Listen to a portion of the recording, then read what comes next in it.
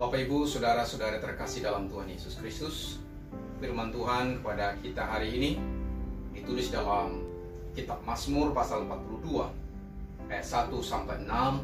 Demikianlah firman Tuhan.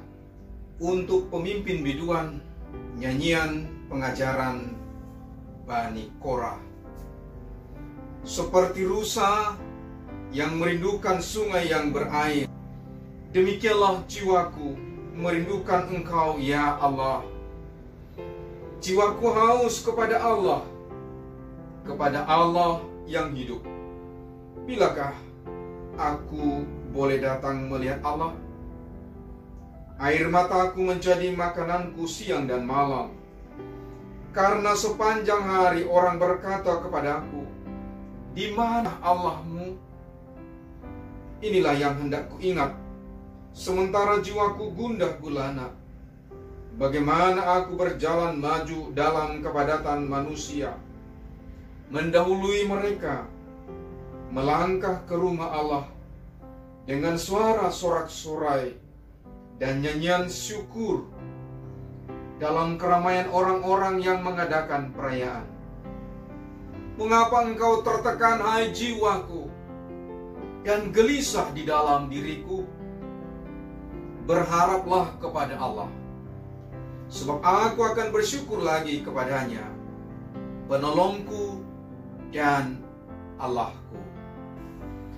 Bapak Ibu, saudara-saudara terkasih dalam Tuhan Yesus Kristus, firman Tuhan bagi kita pada minggu ini menceritakan tentang kerinduan pemazmur untuk memuji Tuhan di bait-Nya.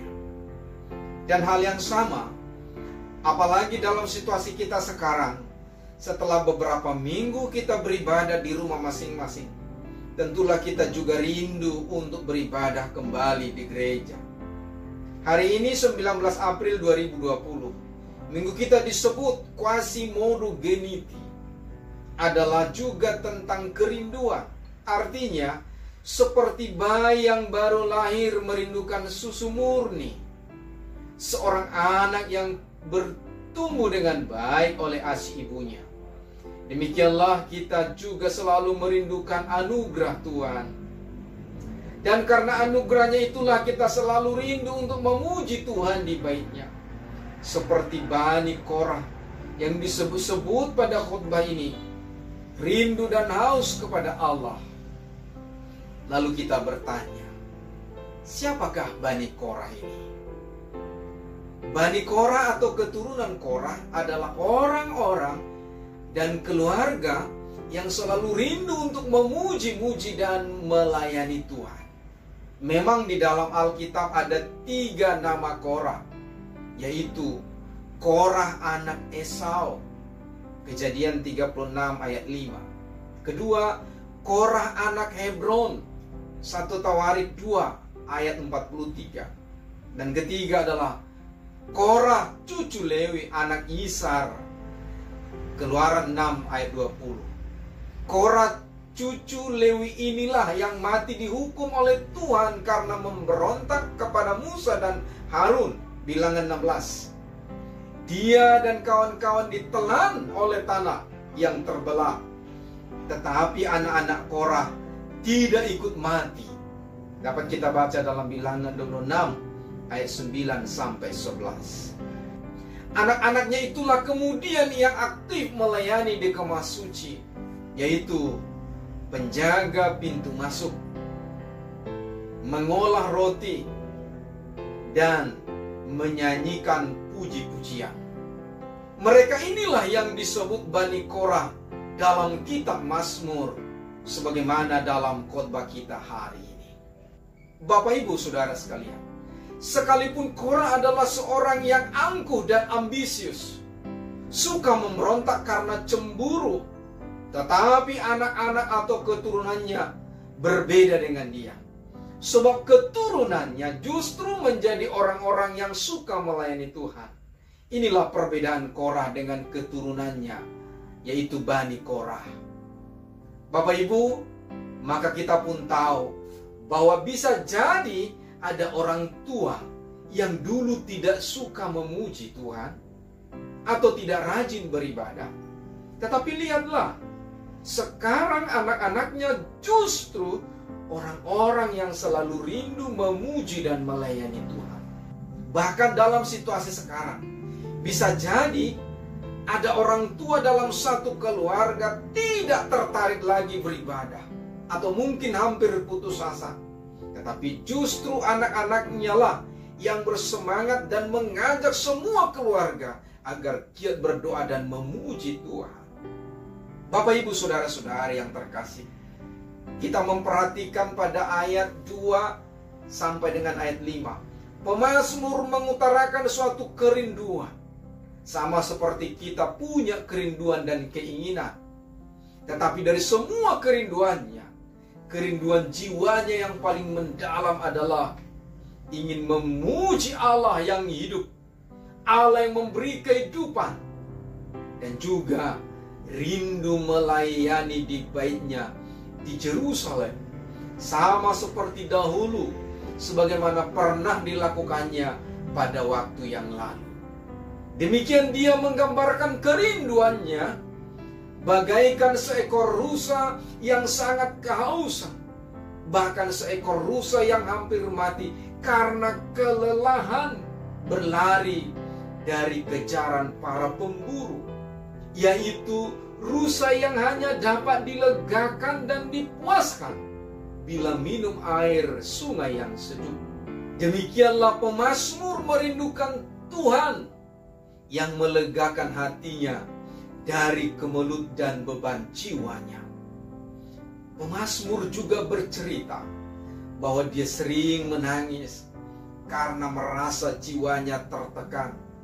Bahkan air matanya seolah menjadi makanannya, baik siang maupun malam. Dia berduka karena diejek oleh musuh-musuhnya dan berkata, "Di mana Allahmu?"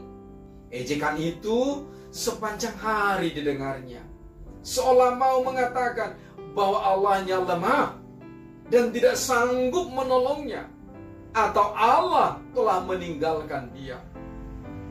Semua itu menekan jiwanya saat dia berada di utara Israel. Dapat kita baca pada ayat 7 demikian.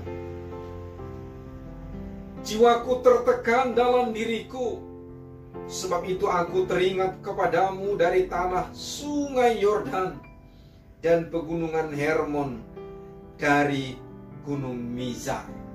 Artinya, dia sedang jauh dari Yerusalem, karena gunung Hermon itu berada di perbatasan Lebanon dan Asyur. Di sana juga ada bukit Mizar. Salju yang mencair dari gunung Hermon mengalir dari celah-celah batu dan membentuk aliran air sampai ke Yordan. Bisa saja saat itu kelompok pemazmur ini sedang berada dalam tawanan di utara Israel dan sedang merindukan untuk kembali ke Yerusalem, beribadah dan melayani Tuhan di Bait Allah. Seperti dahulu, dia dapat melangkah ke rumah Tuhan bersama orang banyak yang mengadakan perayaan. Malah dulu dia katakan bahwa dia berjalan di barisan depan dengan sorak-sorai dan lagu pujian. Kita boleh bandingkan dengan terjemahan bahasa Indonesia sehari-hari. Dalam ayat 5 dikatakan, "Hatiku sedih kalau teringat waktu dahulu ketika aku menuju rumah Tuhan bersama orang banyak yang mengadakan perayaan. Aku berjalan di depan perarakan dengan sorak-sorai dan lagu pujian." Atau kita baca dalam terjemahan bahasa Batak demikian, "Molo sapala marningo tau disi, jadi usema huhilala rohaku di bagasan. Nauduriau na jolo, rabdot akanatorok manobot bagas ni debata, huhut marsuara olopolo, dot puji-pujian, rabdot akka nalaho marariraya." Saya yakin bahwa kita pun sekarang banyak yang sudah rindu beribadah di gereja rumah Tuhan seperti pada waktu yang lalu. Apalagi setelah beberapa minggu terakhir kita hanya dapat beribadah di rumah masing-masing. bukan karena kita sedang tertawan atau jauh dari gedung gereja, tetapi karena situasi bangsa dan dunia yang genting sekarang, di mana penyebaran virus corona COVID-19 masih terjadi, sehingga social distancing dan PSBB atau pembatasan sosial berskala besar pun sudah diberlakukan, termasuk bagi gereja. Karena itu kita berdoa dan berharap agar wabah itu segera selesai dan kita boleh kembali beribadah di gereja rumah Tuhan. Sebagaimana pada ayat 6, pemazmur berkata, "Mengapa engkau tertekan, hai jiwaku, dan gelisah di dalam diriku? Berharaplah kepada Allah, sebab aku akan bersyukur lagi kepadanya, penolongku dan Allahku." Pemazmur mengajak kita bahwa apapun yang terjadi, kita harus selalu berharap kepada Tuhan. Allah ialah penolong kita. Pemazmur dalam nats kita berbicara kepada dirinya sendiri untuk menguatkan dan memotivasi dirinya. Dia mengingatkan dirinya yang sedang tertekan, gelisah dan gundah untuk selalu ingat akan kuasa Tuhan dalam pergumulannya dan kesesakannya. Dia membawa semua itu kepada hal yang rohani, yaitu kepada Tuhan. Dia tidak larut dalam penderitaan dan membiarkan kesusahan menggerogoti hidupnya dan akhirnya dapat melemahkan dirinya sendiri. Tetapi dia bangkit dan mau bergerak ke arah Tuhan. Dia yakin dan percaya bahwa Tuhan tidak akan membiarkannya menderita untuk selamanya. Dia yakin dan percaya bahwa Tuhan tidak akan membiarkannya menderita untuk selamanya. Dia juga percaya bahwa apapun persoalan hidupnya pasti ada solusinya. Karena itulah dia mengatakan pada ayat 6, "Berharaplah kepada Allah, penolongku dan Allahku." Firman ini mengajar kita agar kita pun berharap kepada Allah, Elohim, Allah yang Maha Kuasa. Dan kita percaya Allah akan menolong kita. Dan kita percaya Allah akan menolong kita, sehingga kita bersyukur dengan sorak-sorai. Tuhan mampu mengubah kegelisahan, jiwa yang tertekan, penderitaan menjadi sukacita, sorak-sorai, dan puji-pujian. Bapak, Ibu, Saudara-saudari sekalian terkasih, Yesus Kristuslah jawaban atas segala kerinduan kita. Dialah batu penjuru yang kokoh. Dan bila kita meletakkan hidup kita dan dibangun di atas batu penjuru itu, maka kita boleh bertahan, bertumbuh dengan baik, dan akan diselamatkan.